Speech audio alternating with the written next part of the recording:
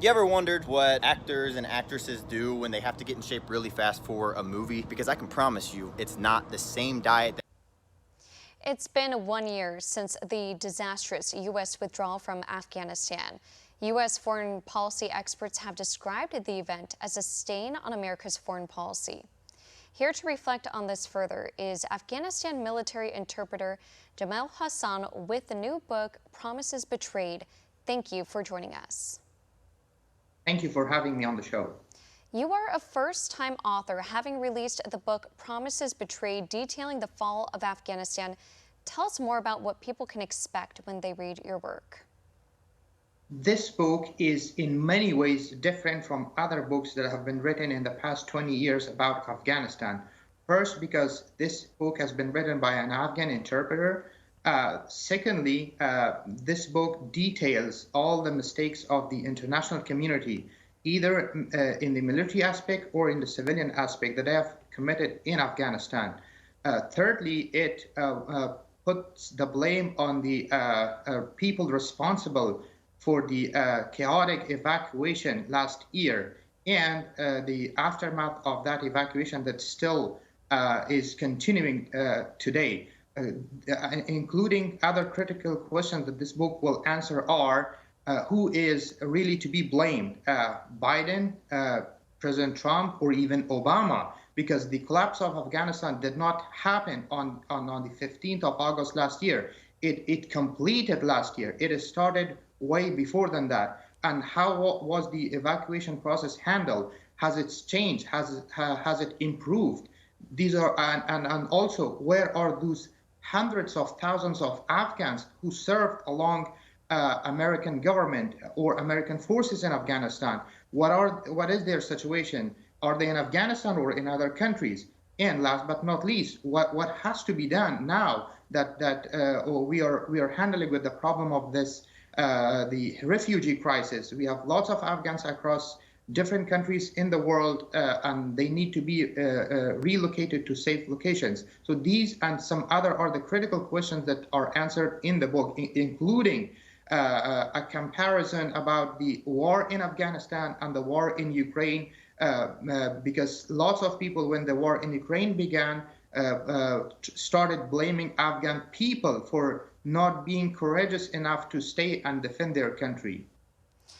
And I want to get to that in a minute, because you said that the purpose, one of the purposes of this book is to ensure that people don't forget about what happened in Afghanistan. With that said, you say you met many people who encouraged you to write an article about your story, but was simply too broad to fit into a short narrative, and it would have had to be a full-fledged book, which you have since done. With that said, you worked with many military leaders, including General John Nicholson and General David Petraeus, the latter of whom recommending Promises Betrayed and even writing the foreword. Why do you think this struck a chord with him? Well, I once met General David Petraeus back in 2009, and I worked for over 2 years with General Nicholson in Afghanistan when he was the commander of all foreign forces in Afghanistan. So all the issues that I have included in this book are so critical that even the former director of the CIA, General David Petraeus, has endorsed it. So it means that these are the critical issues that need the world's attention. Especially right now, if we do not pay attention to the situation in Afghanistan and to the problem of hundreds of thousands of Afghan refugees across the world, it will be too late. And we cannot wait for another 9/11 or similar attack in any other country in the world, so that the international community start acting again about Afghanistan. Now is the time, though it's late, but it's not too late. So I encourage all Americans and actually people across the world to read this book and to ask their government and to take them accountable for the promises they made to the Afghan people and to Afghanistan, and in particular to the Afghan defense and security forces. And you served with the coalition forces from 2008 until 2012, and then served as a high-level trilingual interpreter at the headquarters of NATO's Resolute Support Mission, Afghanistan, until a month before the events of August 15, 2021. You have a first-hand account of escaping from Kabul, but some of your family remains in Afghanistan and is still in great danger. What has that been like? It hasn't been easy at all. It is still difficult for me. When I was talking with the publisher about the book, he was hesitant, thinking that I might not go ahead with publishing the book because I have my family members still left in Afghanistan. But I told the publisher that this is not my story. This is the story of the hundreds of thousands of Afghans who were forced to leave their country and who are still in danger in Afghanistan or in other countries, hiding from the Taliban. So for me, what is important is this book, the story. It needs to be out there. It needs to be read, and it needs to inform Americans and people around the world to know what really happened in Afghanistan.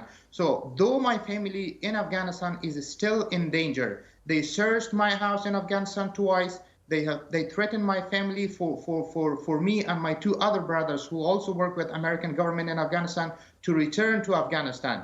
And it's not only me. The same happened to thousands of other Afghan interpreters and the members of the Afghan Defense and Security Forces and so many other Afghans who work in the civilian sector of the Afghan government or with national and international organizations back in Afghanistan. So for me, though my family is in danger, but this book and the story has a priority because it draws world's attention back towards Afghanistan and the plight of my people.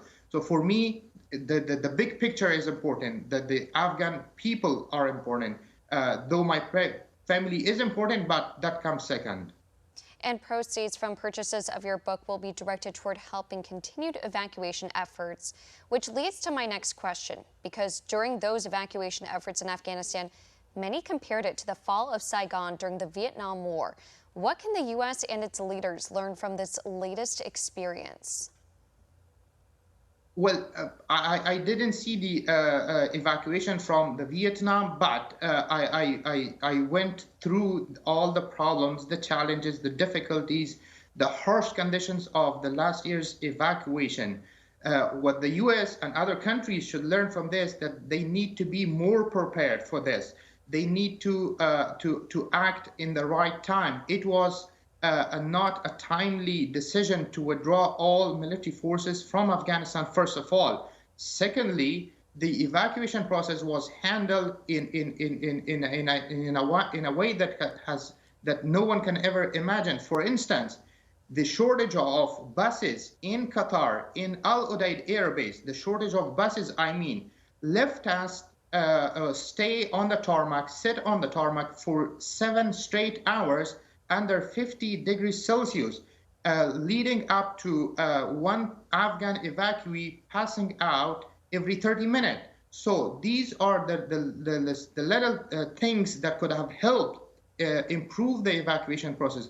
Still, the evacuation process hasn't seen any sign of improvement. We have thousands of Afghans in Pakistan. We have thousands of Afghans in UAE. We have thousands of Afghans in Qatar. Even we have Afghans that were evacuated to Ukraine and they are still there. So the current administration is responsible to take quick actions and improve the evacuation process. And what is next, like the immigration process is full of challenges. We have Afghans who were forced to leave Afghanistan on their own and leave behind family members.